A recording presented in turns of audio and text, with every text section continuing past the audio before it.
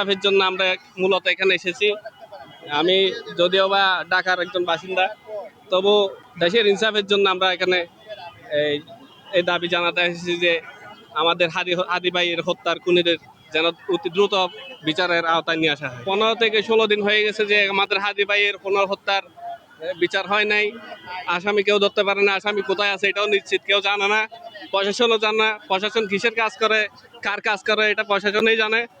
এখনো পর্যন্ত আমরা হাদি ভাইয়ের বিচারের কোনো অগ্রগতি এখনো পর্যন্ত দেখতে পাইনি। সামনে কর্মসূচি আমাদের 7 তারিখ পর্যন্ত আলটিমেটাম দেওয়া আছে যে মার্চ ফর ইনসাফের জন্য 6 তারিখ পর্যন্ত আমরা এই কর্মসূচি চালিয়ে যাব। 7 তারিখের পরে কি হবে এটা আমাদের ইনকিলাব মঞ্চ থেকে জানানো হবে। মার্চ ফর ইনসাফ বলতে আপনি বুঝেন দেশের আইন শৃঙ্খলা ব্যবস্থা এবং প্রত্যেকটা মানুষের ন্যায় বিচার পাওয়ার এটা একটা পদ্ধতি বোঝা যায়।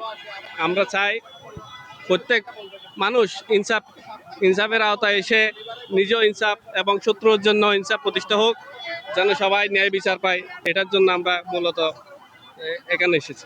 আপনারা একটু খোঁজ নিলে দেখতে পারবেন কিছুদিন আগে জোড়া খুনের যারা আসামি ছিল তাদের কোনো ছবি ছিল না, কিছু ছিল না, কিন্তু তাদেরকে পুলিশ একদিনের মধ্যে খুঁজে বের করতে পারছে। কিন্তু আমাদের এই হত্যাকাণ্ডের পিছনে রাষ্ট্রযন্ত্র যদি জড়িত না থাকে তাহলে ওরা আসামিকে খুঁজে পাচ্ছে না কেন? পুলিশ প্রশাসন এবং বিভিন্ন ধরনের প্রশাসন চাইলে তো কোনো একটা আসামিকে খুঁজে বের করা কোনো ব্যাপারই না। এখনো পর্যন্ত তারা জানেই না আসামি কি দেশে আছে না বাইরে আছে না ভারতে আছে, এটা তো ওরা বলতে পারতেছে না। নিশ্চিত ওরা যদি নিশ্চিত করে তাহলে এরা এই ভারতের সাথে তো এরা মোটামুটি যোগাযোগ রাখছে, তাহলে এরা কেন এই আসামি কোথায় আছে, কিভাবে আছে ধরতে পারতেছে না কেন, আনতে পারতেছে না কেন? এইসব ব্যাপারে তো বিস্তারিত আমাদের জনগণকে সামনের কর্মসূচি আমাদের ইনকিলাব মঞ্চ থেকে জানাবে। আমি যদিও বা ইনকিলাব মঞ্চের কেউ নয়, আমি একজন জনসাধারণ হিসেবে এখানে এসেছি। আমরা চাইবো ইনসাফ প্রতিষ্ঠা হোক এবং যে কোনো হত্যাকাণ্ড হোক, যে কোনো অন্যায় অবিচারের বিপরীতে যেন এদের শাস্তি হয়, যার যতটুকু শাস্তি প্রাপ্য তারাই শাস্তি পাক। এটা আমাদের ইনসাফের